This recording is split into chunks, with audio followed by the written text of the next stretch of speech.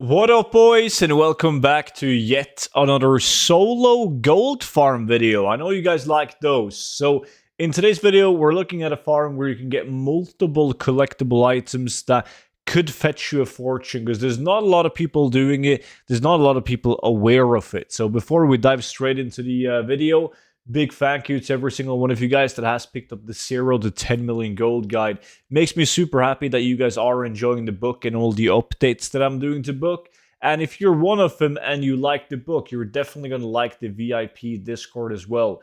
So both the book and the VIP Discord is linked down below in the description if you want to read more about it. But in today's video, we're actually in a dungeon, a Kata dungeon, and it is the Hour of Twilight. Now, the only thing that's kind of annoying with this dungeon is the fact that you cannot kill any mob in the dungeon unless you start the event. And you only get the items after by running the dungeon on heroic, right? So you cannot farm it 10 times an hour. You're limited to once per day per tune. But that is, again, why these items are so expensive, because they're tougher to farm than to, let's say, run 10 old man runs an hour after hour, right? So you pretty much just talk to Trell, and he's gonna start the event. You kill some trash, you kill the first boss, and then he shoots down the wall, and then you can continue following Trell, and you will kill more mobs and more waves of mobs, and they can drop you items that we will look at right now.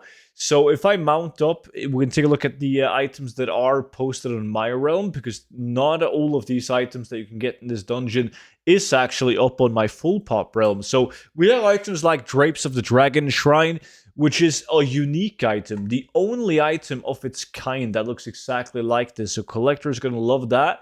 You also have Gauntlets of the Twilight Hour. Once again, they were unique. Not a single item in the game that looks like him. And also these wrist items, the Legion Bindings. But that's not it, though. These items are going anywhere from 50 to 70,000 gold.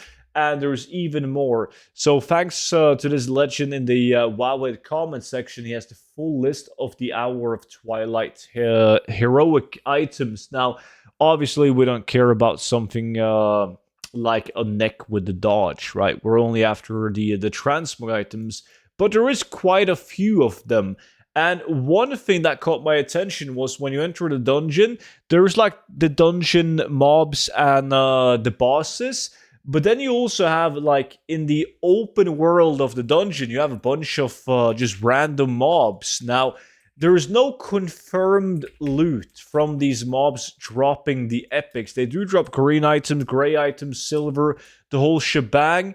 But then again, why would anyone kill mobs that you don't have to interact with while doing the dungeon? So these are epic items with a fairly low drop chance.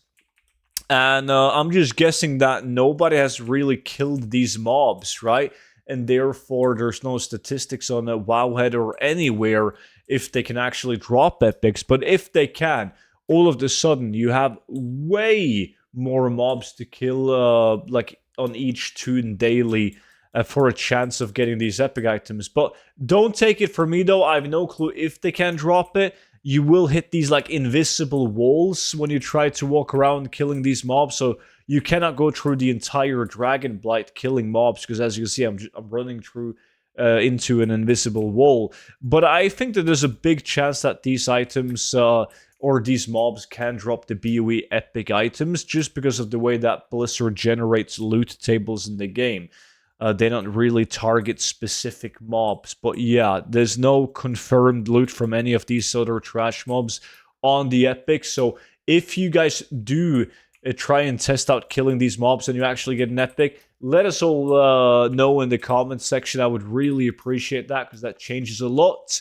And if they don't, you guys can make a lot of gold by just parking your army of alts outside the dungeon, if it's tunes you don't play on anyways, and just run this heroic dungeon every single day, because it's very, very unique to have epic items going for 50,000 gold and above from a Kata dungeon.